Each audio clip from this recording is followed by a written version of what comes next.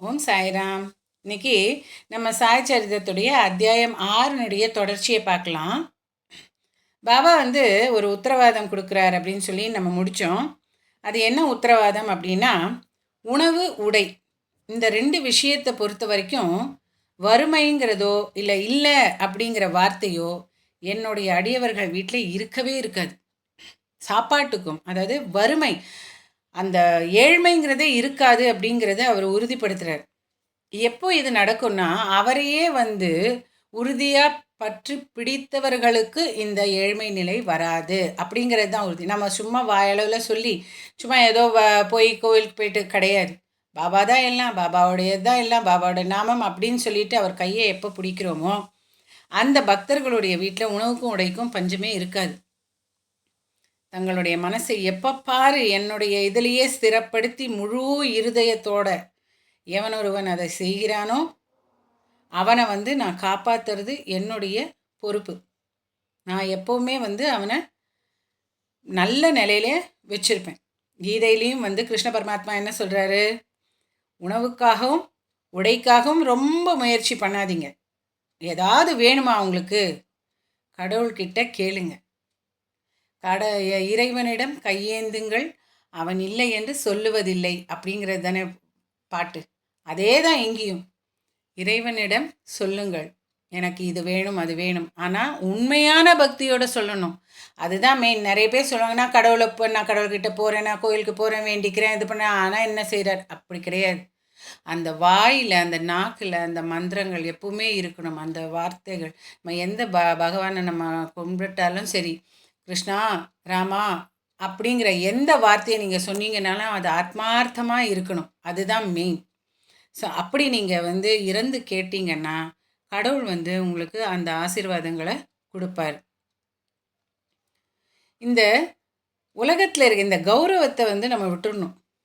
நம்ம எப்படி போய் கேட்குறது, நம்ம என்ன கேட்குறது அப்படிங்கிற மாதிரி இருக்கக்கூடாது. கடவுளையும் கடவுளுடைய அருளையும் ஆசையையும் நம்ம பெற முயற்சி பண்ணணும். அவருடைய சன்னிதானத்தில் போய் கௌரவம் அடையுங்கள்.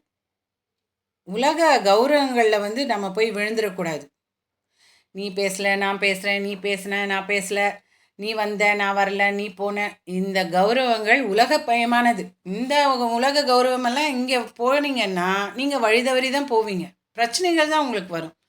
ஆனால் பாபாவுடைய சன்னிதானத்தில் கௌரவம் எதுவுமே பார்க்காம போய் அங்கே அமர்ந்து நீங்கள் என்ன வேண்டுறீங்களோ என்ன செய்கிறீங்களோ அதை ஆத்மார்த்தமாக செய்யுங்க. கண்டிப்பாக உங்களுக்கு எல்லாமே நடக்கும் அப்படிங்கிறது தான் அவர் சொல்ல வர அந்த தத்துவம். அவர் சொல்கிற உத்தரவாதமே அதுதான். புலன் அனைத்தும் எல்லாவற்றையும் அடக்கி அந்த இறைவனுடைய ரூபத்தை மனசில் தியானம் பண்ணி, மனசு எப்பவுமே அந்த இறைவனுடைய வழிபாட்டுக்கே உரித்தாக செய்து,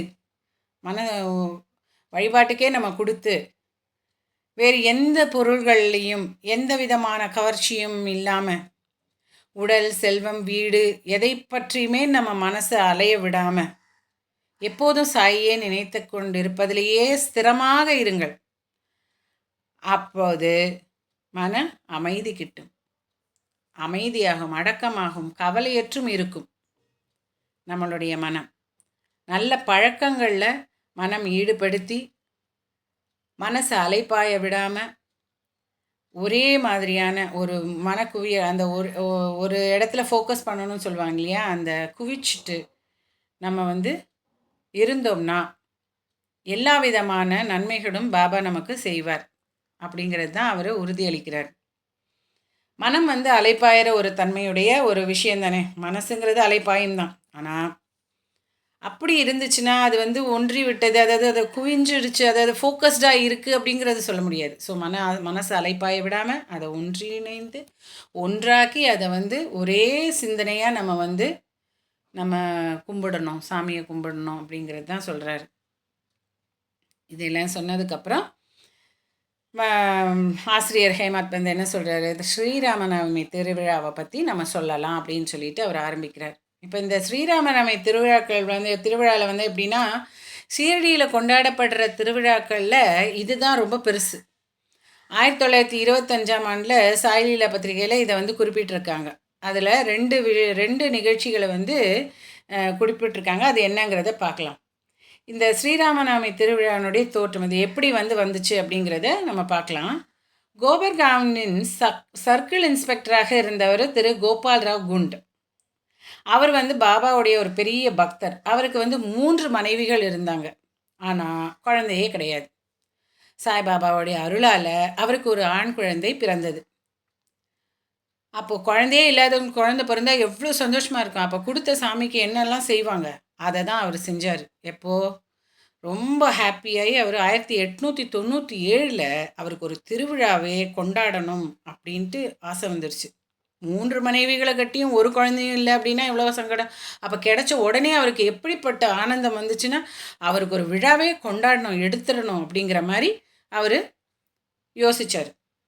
தாத்தியா பாட்டீல், தாதா கோத்தே பாட்டீல், மாதவ்ராவ் தேஷ்பாண்டே இந்த மாதிரியான ஷீரடி அடியவர்கள்கிட்ட கோபால்ராவ் குண்ட் தன்னுடைய எண்ணத்தை சொன்னார், நம்ம பண்ணலாமா அப்படின்னு. அவங்களுக்கும் ரொம்ப சந்தோஷமாயிடுச்சு. அவங்களும் இந்த யோசனைக்கு ஓகே சொல்லிட்டாங்க.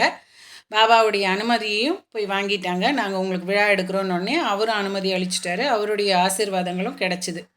ஆனால் ஒரு தடை வந்துச்சு. கலெக்டர் அனுமதிக்கலை. அவருக்கு விண்ணப்பம் செஞ்ச போது அதை கொஞ்சம் கொடுக்க முடியாது, அனுமதி கொடுக்க முடியாது அப்படின்னு சொல்லிட்டு தடை சொல்லிட்டார். ஆனால் பாபாவே ஆசீர்வதிச்சிருக்காரே, அவர் அவ்வளோ சீக்கிரம் விட மாட்டார்.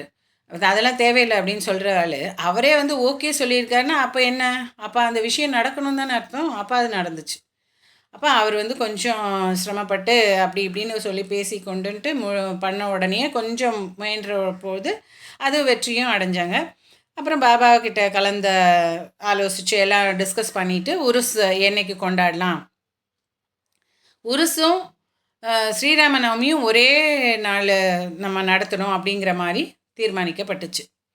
பாபா அவருடைய நோக்கத்தில் ஏதோ ஒரு ஐடியா வச்சுருந்தார், முடிவு வச்சுருந்தார். என்னென்னா ஸ்ரீராமநவமி திருவிழாவும் உருஸும்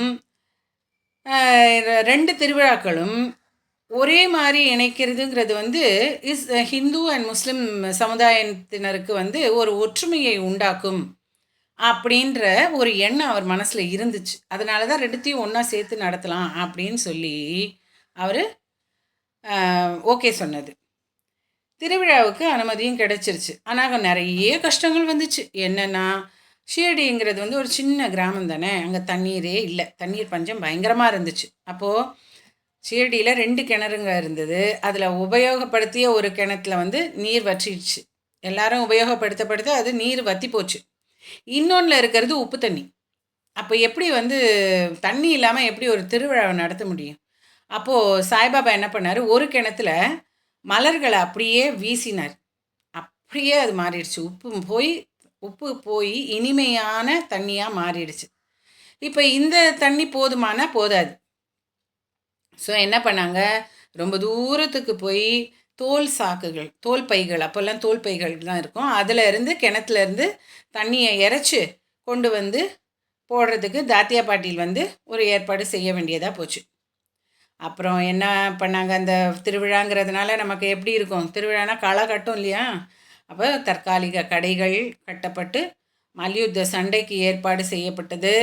கோபால்ராவ் குண்டுக்கு அகமத் நகரை சேர்ந்த தாமு அண்ணா காசார் அப்படிங்கிற ஒரு நண்பர் இருந்தார். அவருக்கு 2 மனைவிகள், ஆனால் பிள்ளை இல்லை. இவரோட அதே கதை தான் அவருக்கும். ஆனால் ரொம்ப கவலையாக இருந்தார். அவருக்கும் குழந்தை இல்லையே அப்படின்னு. ஆனால் அவருக்கும் பாபா ஆசீர்வாதம் பண்ணி அனுகிரகம் பண்ணதில் அவருக்கும் குழந்தை பிறந்துச்சு.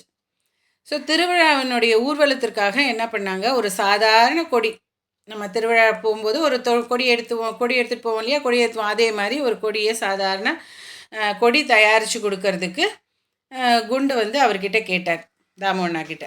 பாபா நானா சாஹேப் என்ன பண்ணார், இன்னொரு எம்ப்ராய்டரி வேலை செஞ்சு, இது ஒரு சாதாரண கொடி, அப்புறம் ஒரு எம்ப்ராய்டரி செஞ்ச கொடியையும் தயாரித்து சொன்னார். நானா சாஹேப் நிமோன்கர்கிட்டையும் சொல்லிட்டார், இப்போ 2மே வந்துச்சா? இப்போ 2மே சூப்பரா. ஒரு கொடி சாதாரண கொடி, ஒரு கொடி எம்ப்ராய்டரி செய்த கொடி. 2மே வந்து ஊர்வலமாக எடுத்து செல்லப்பட்டு, துவாரகாமாயி என்று சாய்பாபாவினால் அழைக்கப்பட்ட மசூதியின் 2 மூலைகளில் ஊன்றப்பட்டன இன்றளவும் நடைபெற்று வருகிறது. இந்த கொடிய துவாரகாமாயி மசூதிக்கு 2 மூலையிலயும் வந்து வச்சுட்டு, அத வந்து கொண்டாடினாங்க. இத வந்து நீங்க கேட்கும்போதே, இப்ப நீங்க ஷிரடிக்கு போனீங்க, அந்த ஊர்வலத்த நீங்க பார்த்தது, அந்த உருஸ் ராமநவமி திருவிழா, அந்த கடைகள், மல்யுத்தம் இதெல்லாம் உங்க மனசுல வந்திருக்கும்னு நெனைக்கிறேன். அப்படியே நீங்க இந்த இடத்துல நிறுத்திட்டு, அடுத்த பகுதியில நம்ம சந்தனக்கூடு ஊர்வலத்த பத்தி பார்க்கலாம். ஸ்ரீ சாயியை பணிக. அனைவருக்கும் சாந்தி நிலவட்டும். ஓம் சாய்ராம். ஜெய் சாய்ராம். ஜெய் ஜெய் சாய்ராம்.